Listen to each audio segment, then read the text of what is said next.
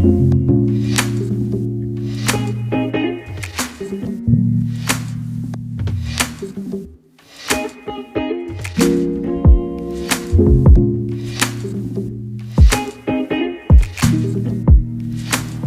Dante, you've been here for the better part of this week here in Davos at the World Economic Forum, and you come from a project, the Libra Association, that got a lot of backlash over the past year in front of regulators. What now is the reception amongst world leaders and the other people that you've been meeting to the Libra Association, the Libra plan?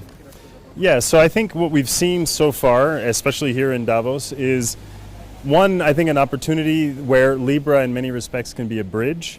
Not only are we constructing technology that is open source from a code point of view, but the core infrastructure of the Libra payment network will permit broad, open, vigorous competition and innovation on that network.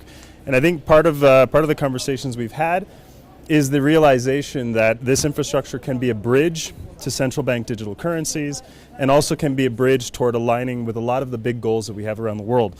One example, the UN calls for a target of remittance costs to be cut down to 3% from the very high and stubborn 7% that it is today. How are you going to do that? Short of big public-private collaboration and innovation, it's going to be hard to see that type of innovation take hold. And on in particular that message, are you getting, is it a warmer reception? Is it the same? Is there acknowledgement? What are they saying to you in terms of those sorts of opportunities to engage in those public-private partnerships? So what we're seeing here is actually quite a lot of engagement. We've demonstrated over the last 6 months, number one, that we're not dogmatic in terms of our project structure and our approach, and that we are very much taking on board the type of feedback we've heard from regulators, policymakers, and what I would characterize as the need for social license. So, the gap is narrowing, frankly, in terms of what would be the types of issues we have to address in order to satisfy getting this project on board and moving ahead. So, you've had a number of high-profile departures from the association. That is obviously being read in some circles as if it is going nowhere, that it's failing. I'm sure you're going to tell me otherwise.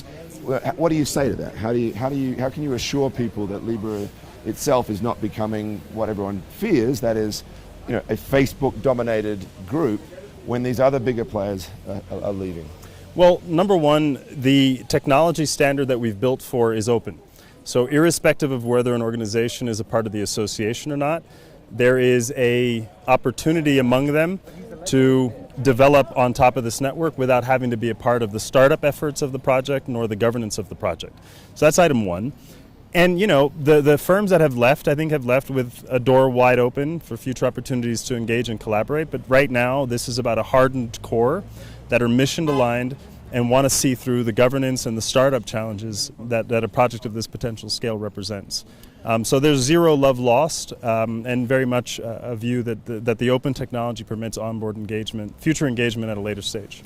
And there's this talk. You've got this 100 or so that you expect to join at some point. That's been the target for some time. Any news on that? When can we see new inclusions into this? So as I've said before, we have about 1,600 or so organizations from around the world that have come to us with an interest in joining the association. None of that enthusiasm has dissipated. And part of the transition to onboarding new members is getting the internal governance right amongst this existing group. And I could tell you, hand on heart, the governance works. One member, one vote. That's an important set of checks and balances against any single company and against blocks forming. The most important decisions in this organization's board and council require supermajority voting rights. And that's partly to defend this project over the very, very long term and to stay true to what we promised, in terms of the goals of this effort overall. Okay.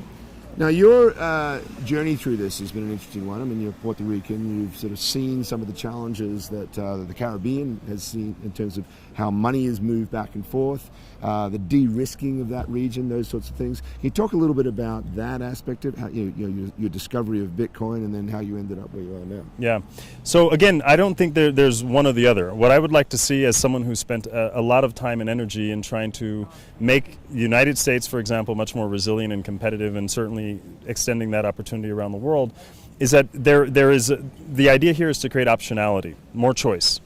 My family in Puerto Rico after Hurricane Maria, to send $1,000 to the island costs $30 if you want that money to arrive overnight. I think we can do better than that. And I think building common open infrastructure that supports 21st century financial innovation and supports a broader base of inclusion and opportunities will only be good in the medium and short term for economic competitiveness and innovation. We will be the beneficiaries of it. The world will be the beneficiary of that. And so anybody who thinks the financial inclusion opportunity is merely a developing country thing has to recall that most of the United States people in the U.S. are living check to check. We have a savings problem in the country, and part of the root cause of that problem is the way we organize the very bottom layer of financial inclusion, which is payments. Obviously, this has been the primary motivation for the story behind the foundation of the Libra Association, the Libra Project. But you do get critiques that say, really, this is all about data. It's all about Facebook and its data. What do you say to that? Well, first, I would say that's an enormous oversimplification. And I think we acknowledge that the effort and the Libra Association does not exist in a vacuum of hard privacy rules like GDPR in Europe. And our view of the world is to harmonize to that standard, not compete against it. And think about this, Michael. The historical innovations in technology ask for forgiveness rather than permission. In this instance, we have asked for permission rather than forgiveness, and we're going right into the line of sight of a public discourse, a regulatory discourse, and a social discourse. And we're seeking to create a network that is open, that allows for peer-to-peer payments, but that is also regulated. And so we've chosen an enormously complex and hard path, but it's the only way to make this innovation work.